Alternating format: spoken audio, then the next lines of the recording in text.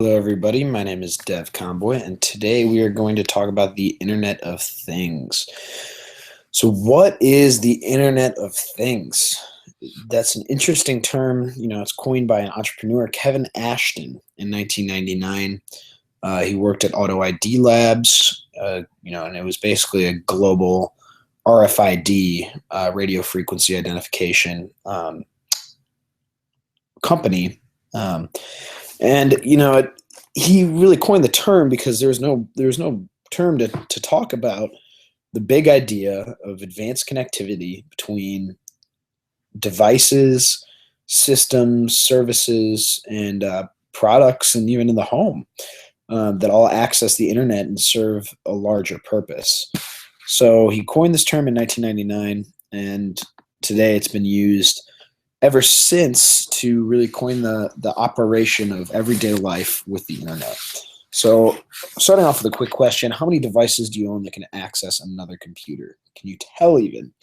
People don't know a lot today about how much the internet comes into play. I mean, cars are being manufactured today. Most modern vehicles have Wi-Fi built into them, and they access a network. And even cars a long time ago had internet capability, to whether it was for service, whether it was for data, whether it was for emergency use. But a lot of devices today have access to the internet. So that really proves that the Internet of Things is a very hot topic in these days. So according to Wikipedia, it is the network of physical objects or things embedded in software, electronics and network connectivity, which enables these objects to collect and exchange data. So you are able then to learn about, sense what's going on, and control what's going on remotely across a network infrastructure. So this is creating opportunities between the physical world and basically our world, resulting in efficiency, accuracy, and economic benefit. So these computing systems are really helping out. Um, so here's a quick fact that experts estimate that the Internet of Things will consist of almost 50 billion objects by 2020. That's amazing. Way more than there are people on this planet. There will be Internet of Things objects. Incredible. So where did it happen? No one person came up with this concept. It was an actual evolution of what progress is happening. Since the earliest computers communicating with each other, we've started to scale the size down of these computers, and then these computers have been communicating with each other ever since. So you look at devices like Nest, the thermostat, where you can control it from your iPhone from a different state. Anything that's connected to the network can be accessed from wherever the network, any internet connection is provided. So in reality, you can control pretty much anything from anywhere through the internet. And that's really the enveloping term of the Internet of Things. So here's a quick pictogram. You see the world, you see this guy here with a remote control and a drone, and then, connected plants, just kind of funny, smart homes, music, and all of these things being controlled wherever, all over the planet.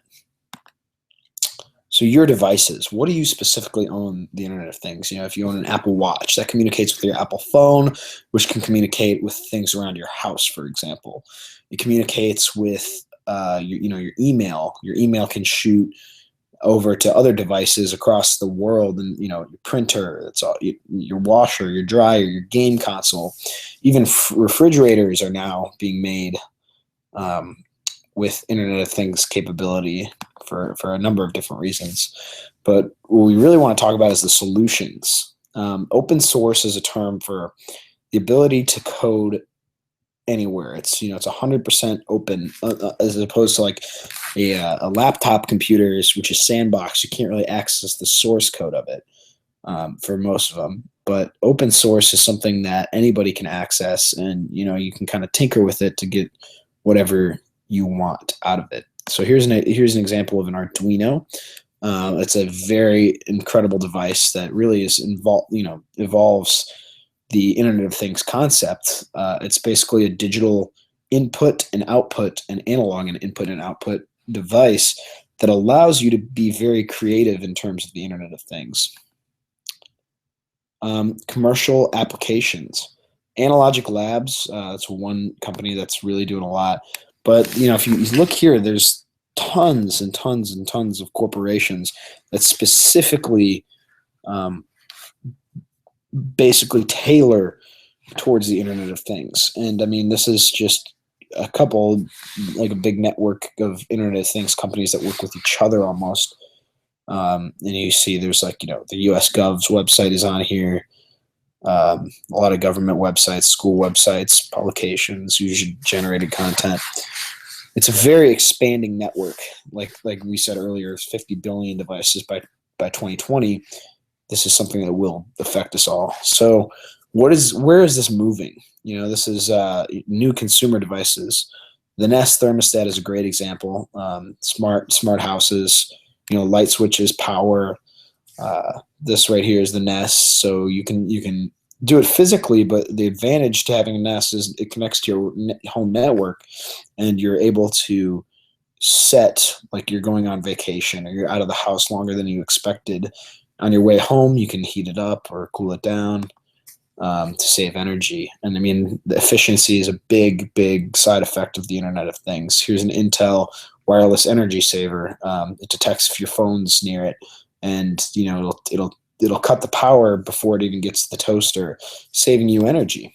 TVs, there's a lot of TVs that connect with cameras, connect with phones to share media, locks even now that are able to unlock based on your unique device ID being right next to it. Lighting we talked about, but you can turn off lights all over your house nowadays, and we should really look out for this. So in conclusion, it has not only this commercial application, where a product in Amazon can have an RFID chip built into it, and in the warehouse it passes through and will automatically ship you an email, and then upon passing through an RFID terminal in your local post office, it'll send you a text saying it's out for delivery.